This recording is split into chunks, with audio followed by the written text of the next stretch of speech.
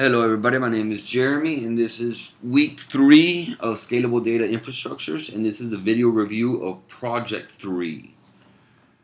I have to say this project was a lot tougher than I anticipated. I kind of made the flowchart a little bit more complicated than I should have, which made the code not work properly. And I had to go back and fix the flowchart, go back and fix the code. I ended up most of these blocks, most of these methods, just erasing the whole thing and starting from scratch because it got so complicated on me.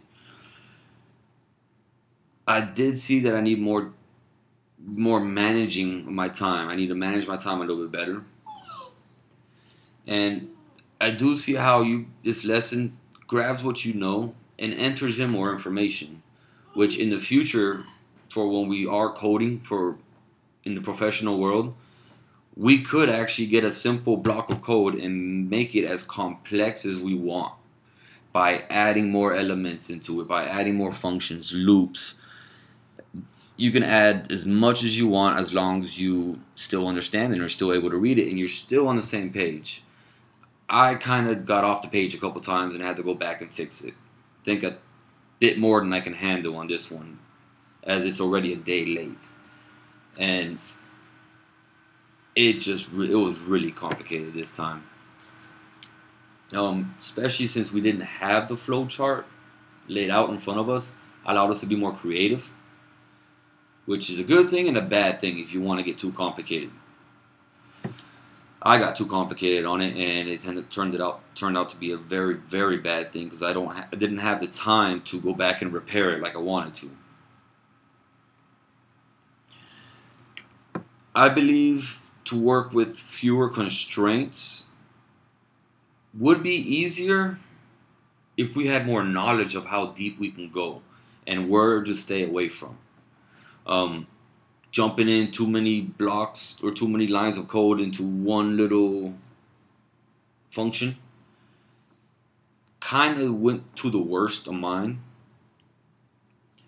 So I'm glad I kind of experienced this, so now I know not to really make it too complicated, to kind of keep it simple, although I do think I kept a couple too simple. The method accessor was really too simple, I believe, on my code, and the method mutator. I understood the two, I didn't have the time to go ahead and rewrite it because the one I actually written in the beginning was a complete failure. I got error after error. I kept repairing it, and I just ran out of time. I had to start over.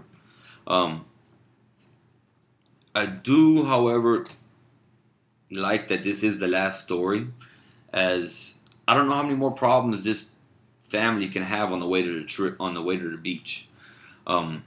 With the story I just finished writing, the radiator broke, so it kind of just gives you options of mechanic shops and the prices and the timeline to go ahead and fix it. Got a little complicated when I tried to add percentage and discounts and all kinds of other complicated things that we actually get in life. Try to add it in the code, and was not a good idea.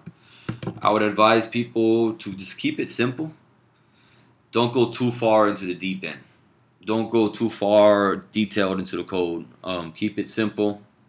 In next project, I will hopefully keep it simple so that way I won't be sitting here at 10 o'clock Central Time when I have to go to work in about 6 hours. So I'm going to let you guys go with that, and thank you.